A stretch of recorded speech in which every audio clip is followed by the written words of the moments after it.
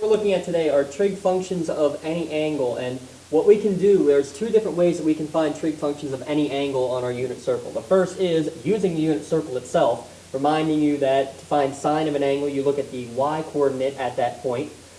For cosine, you look at the x coordinate, and for tangent, you would just divide the y by the x. So if you know exactly what, say, the cosine of 150 degrees is, you can go from your unit circle and read off the answers. The other is using reference angles, and something we need to keep in mind is this idea right here, is what trig function is positive and negative in each quadrant. Well, remember, in quadrant 1, both x and y are positive. That means sine and cosine are positive, so tangent's positive. In quadrant 2, the only thing that's positive is sine, just the y value, because the x is negative, which would make tangent negative, since a positive divided by negative is a negative. Quadrant 3, both x and y are negative. That's why sine and cosine are negative, and tangent becomes positive.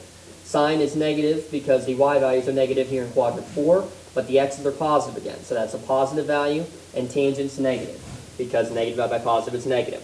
So everything, all, sine is the only thing positive here, tangent's the only thing positive here, cosine's the only thing positive here.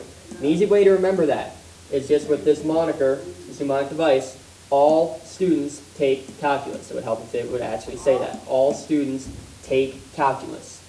All students take calculus. So let's see how it is that we're going to be using this. What we need to do, let's say we have an angle first of 150 degrees. The first thing I want to ask is what quadrant is that in? Well, 150 degrees is in quadrant 2. The next question I would ask is what is my reference angle? The reference angle is whatever it takes to get to the x-axis, whatever is the quickest way. In quadrant 2, it's to continue going forward to get to 180 degrees, so the reference angle is 30 degrees. So let's say I want to know what sine of 150 degrees is. Well, to do that, I should be looking at sine of the reference angle, sine of 30 degrees. Well, if I remember either from remembering the first quadrant of the unit circle or just knowing in general, 30 degrees is the first mark, sine is the y value, so I'm going up from 0. My answer there is 1/2. That means that sine of 150 degrees is also 1/2. But the question is, it's either going to be positive or negative. How do I know which? By looking at our quadrants. And remember, it's all students take calculus. So in quadrant 2, sine is positive. So that means this answer is a positive 1/2. Let me ask the same question, what if it was cosine of 150 degrees?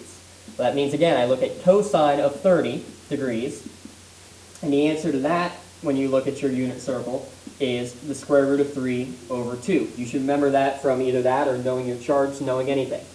Now, that means that cosine of 150 is square root of 3 over 2, but it could be positive, it could be negative.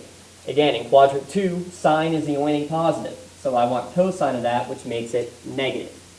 Now, if I want to do tangent then of 150 degrees, well, I already know what sine and cosine are, so I can just do my division.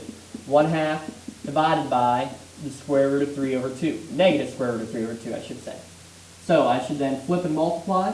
So that's 1 over 2 times 2 over the square root of 3. So my answer would be 1 over the square root of 3, which would reduce to root 3 over 3. That's how I can find all of these. Let's look at another example here with 315 degrees. Same idea to start. I want to find the quadrant, and I want to find the reference angle. Quadrant here is going to be quadrant 4. Reference angle, I'm still going forward to 360, so this is 45 degrees. So if I want to find all the above, if I need to find the sine of 315, I want to find the cosine of 315, and I want to find the tangent of 315 degrees. For each of these, let's first look here at what sine of my reference angle, 45 degrees, is. Well, sine of 45 degrees, that's the second spot up in the first quadrant. That is the square root of 2 over 2. Cosine actually is the exact same thing.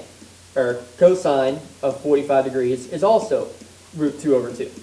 So when I try to figure out what my trig values are here when I do this, it's going to be plus or minus root 2 over 2 for each of these.